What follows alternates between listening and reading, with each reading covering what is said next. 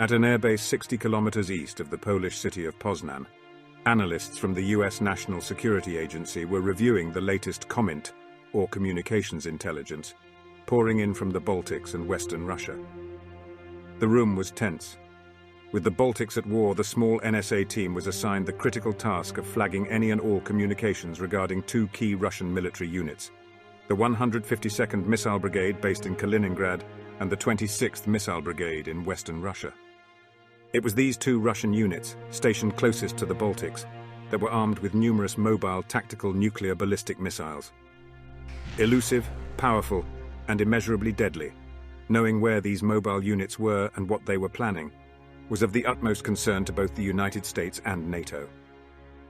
With the Russian invasion of the Baltics only hours old, NSA analyst David Massey soon identified cell phone traffic originating from within the 152nd Missile Brigade in Kaliningrad. As he read the transcript, Massey suddenly went pale.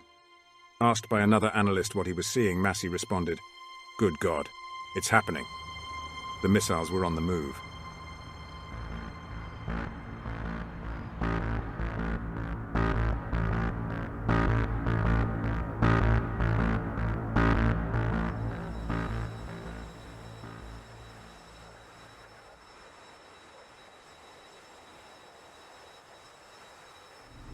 En route to the United States European Command Headquarters in Stuttgart, Germany, General Erich Radik, head of EUCOM, was receiving real-time reports of the Russian invasion of the Baltics.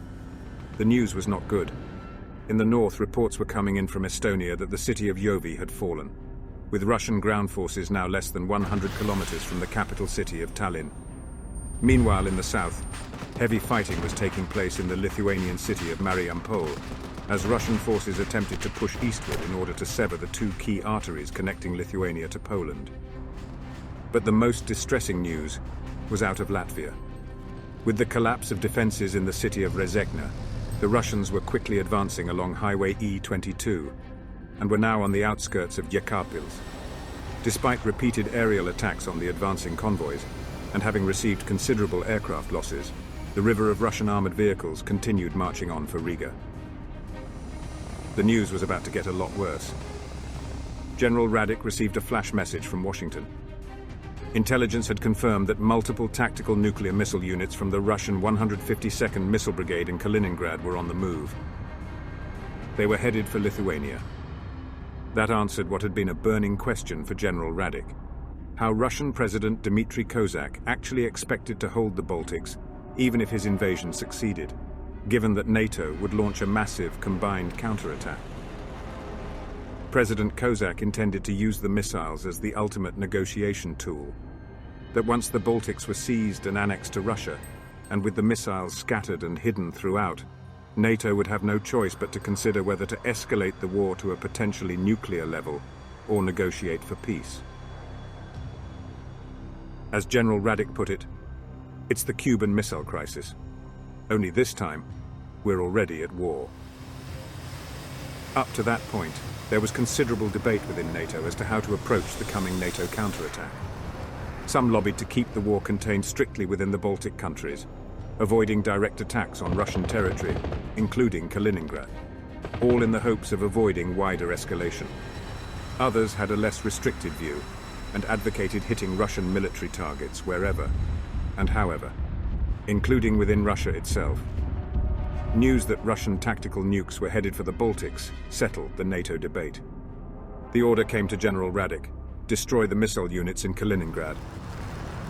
Within hours, a hastily organized strike package of F-35s and supporting aircraft was making its way above the rolling hills of northern Poland toward Highway E28, as satellite surveillance transmitted real-time updates of the missile vehicles' locations. Time was of the essence, as the surveillance could not be guaranteed for long. Paving the way was a wave of NATO missiles and aircraft meant to suppress or destroy a narrow path through Kaliningrad's extensive anti-aircraft network. It proved marginally effective. Though several SAM sites were struck or jammed, an F-35, 2 UAVs and an F-18 Growler were lost. Near the city of Nestorov, less than 10 kilometers from the Lithuanian border, the remaining F-35s released their bombs. In this, they were 100% effective. Of the 4 Russian missile vehicles targeted, all 4 were destroyed. General Radek was later asked by a reporter if destroying the vehicles posed a risk of a nuclear detonation or radiation fallout. Said Radek, "We felt the risk of succumbing to nuclear terrorism was greater." Radek was then asked if NATO had taken out all the nuclear missile units headed for the Baltics. "Yes," he answered. He was wrong. In the next episode, Russia retaliates for the Kaliningrad strike, reaching deep into the heart of NATO. If you enjoy this series, please help out John, the guy who makes this all possible, by liking, subscribing, and sharing this video. You can also contribute and collaborate directly through the Flat Circle History Patreon site. Thanks for watching.